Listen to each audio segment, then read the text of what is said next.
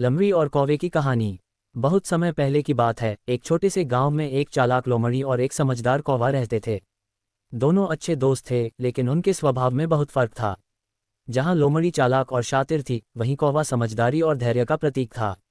एक दिन गांव के पास एक बड़ा बाग था, जहां पेड़ पौधे और फल फूल लगे हुए थे। लोमड़ी को यह बाग बहुत अच्छा लगता था और वह हमेशा किसी न किसी तरीके से बाग के फल चुराने का तरीका ढूंढती रहती थी। वहीं कौवा अपने परिवार के लिए कुछ खाना इकट्ठा करने के लिए अक्सर बाग में आता था, लेकिन वह कभी कुछ गलत नहीं करता था। एक दिन लोमड़ी ने कौवे से कहा, तुम बहुत समझदार हो, तो क्या तुम मुझे एक मजेदार खेल में हिस्सा लेने के लिए तैयार हो?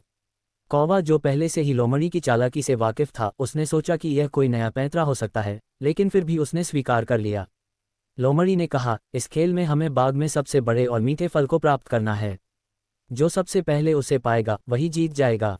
कौवा थोड़ा संकोच करते हुए बोला, ठीक है, लेकिन तुम मुझसे ज्यादा चालाक हो, फिर भी खेलते हैं।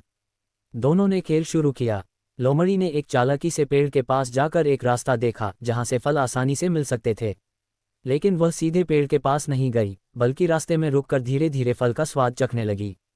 दूसरी ओर कौवा अपने पंख फैलाकर ऊंचाई पर उड़ा और पूरे बाग का जायजा लिया।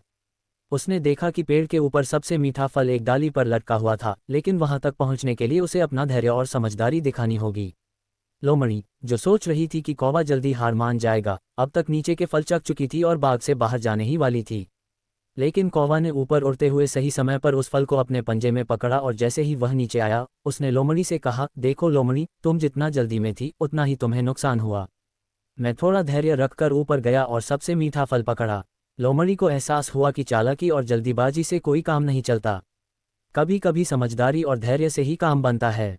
ये कहानी इस बात की सीख देती है कि जीवन में केवल चालाकी और जल्दीबाजी से काम नहीं चलता, बल्कि धैर्य, समझदारी और सोच समझकर किया गया काम ही सबसे बेहतर होता है। लोमड़ी और कौवा दोनों अच्छे दोस्त बने रहे, और उस दिन से लोमड़ी ने सोचा कि कभी कभी धैर्य और समझदारी की अहमियत समझनी चाहिए।